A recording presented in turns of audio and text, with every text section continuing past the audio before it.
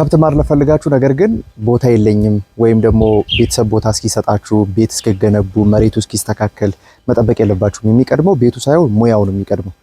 ይሄንን እምላችሁ ደግሞ ከራሴ አንፃር ነው። ለምሳሌ እዚህ ጋር በተግባር ማሳያችሁ እዚህ ጋር ተመልከቱት። በጣም ጨቅይቷል እንደምትመለከቱት።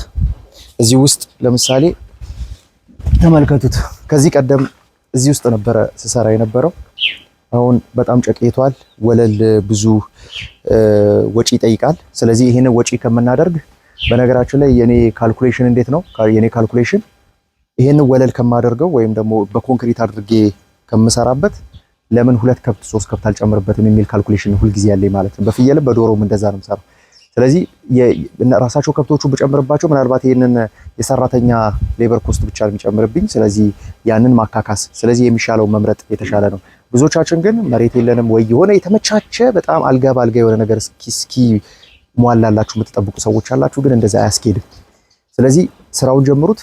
ራሱን በራሱ ስራው እያስተካከለ ይሄዳል። እናንተም በሂደት ማለት ነው። ስለዚህ ይሄ አሁን ኮንክሪት የማድረግ ዓላማ የለኝም። በአጠቃላይ ምንድነው ላደርግ ያሰብኩት መሰላችሁ? ልክ እንደዚህ ከብቶቼ እዚህ ጋር እስከ ምሽት 4 ሰዓት አካባቢ ላይ እስከ ምሽት 4 ሰዓት እንደዚህ ፀሐይ ይጠጣሉ። ፀሐያቸው ሞቅ ይላሉ። ሞቅ ሲል ያኛው ይደርቅልኛል ማለት ነው። ስለዚህ እቺ ቦታም ደግሞ ከሰዓት በኋላ ፋታ ታገኛለች ማለት ነው። ይሄ የምትመለከቱት አሁን ደረቅ ነው እንደምትመለከቱት ሁሉም ከብቶች ያሉበት ማለት ነው። እዚህ ጋርም ተመልከቷቸው።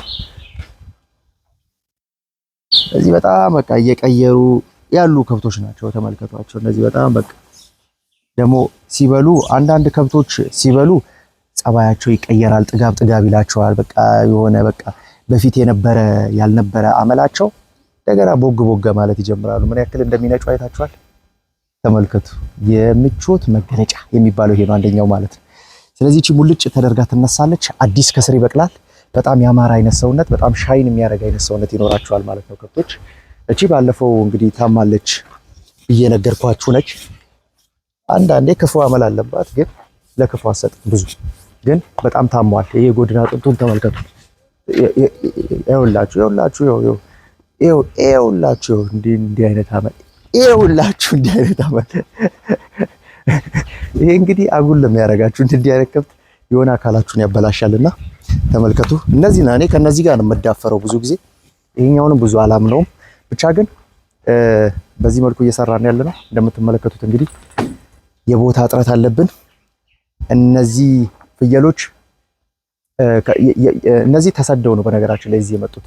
ከዚህ ቀደም 4ኛ ዙር ነው እንደምታውቁት ይሄኛው።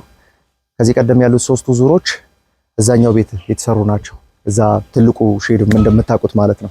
እንደዚህ ፀሐይ ጠዋት ይሞቃሉ። ከዛ በኋላ ወደ ውስጥ ገብተው ደግሞ እረፍት ያደርጋሉ። ቅዝቃዜ የመብል ሰዓት ጠዋት በቅዝቃዜ ይበላሉ፣ ቀን በቅዝቃዜ ይበላሉ፣ ማታ በቅዝቃዜ ይበላሉ። እቺ የመሞቂያ ሰዓታቸው ብቻ 2-3 ሰዓት ብቻ ፀሐይ እናሞቃቸዋለን ማለት ነው። አሁን ግን ይሄ አልሆነም። ለምን? ፍየሎቹ በጣም እየተባዙ ነው ያሉት። በጣም እርግዝና ክፍል ፓርቲሽን ተሰርቶላቸው፣ መውለጃ ክፍል ፓርቲሽን ተሰርቶላቸው፣ ግልገል ከእናቷ ጋር የምታጠባበት ፓርቲሽን ተሰርቶ ሙሉ ቤቱ ወርሰው ታሳያቸዋለሁኝና በዛ ምክንያት እንግዲህ እነዚህ ከዛ ቤት ወጥተው ተሰደው እዚህ ነው ያሉት። ስለዚህ እነዚህ ብዙ አስቸጋሪ የሚባሉ አይደሉም። ከፍየል አንፃር ብዙ የሃውሲንግ ሲስተም የሚፈልጉ አይደሉም። በአጠቃላይ ከባድ ፀሐይና ከባድ ዝናብ መሰል ነገሮችን ብቻ መከላከል የሚያስችል ልክ እንደዚህ እንደምትመለከቱት በጣም ሎ ኮስት በሆነ መንገድ የተሰራ ነው። ይሄ የምትመለከቱት ጣሪያ ብቻ የተሰራ ነው። ብዙዎቻችን እንግዲህ ኮንክሪት አድርገን ይሄ ግርግም ሰርተንላቸው፣ ይሄ መብያ ገንዳ ሰርተንላቸው፣ ሙሉ ኢንስታሌሽን የውሃ ኢንስታሌሽኑን ጠብቀንላቸው፣ ላይቲንግ ሲስተሙን ጠብቀንላቸው ግን ስራው ስኬታማ ሳይሆን ይታያል። ብዙ ሰዎች አይታችሁ ከሆነ አይታችኋል። በጣም ትልልቅ የሚባሉ ፋርሞች አሉ።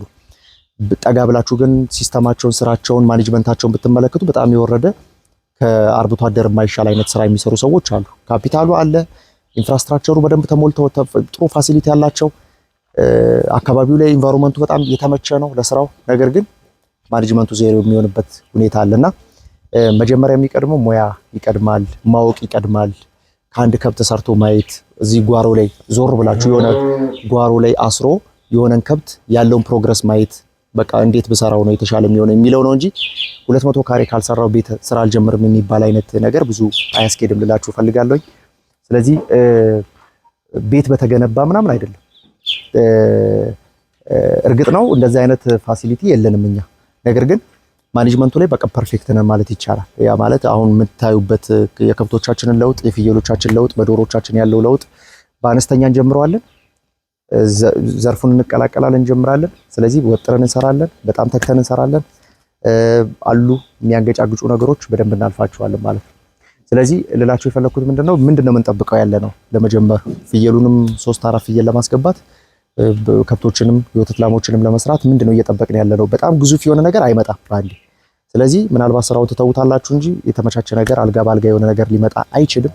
ስለዚህ ከዚህ ጋር ተያይዞ ዛሬ ባላችሁ ነገር ጀምሩ። እጃችሁ ላይ ባለው ካፒታል፣ እጃችሁ ላይ ባለው ፋሲሊቲ፣ እጃችሁ ላይ ባለው ቦታ፣ አቅም፣ ዕውቀት ጀምሩት። ራሱ ስራውን እያሻሻለ ይመጣልና ዛሬ ልላችሁ ፈልጌ ነው። ሰላም።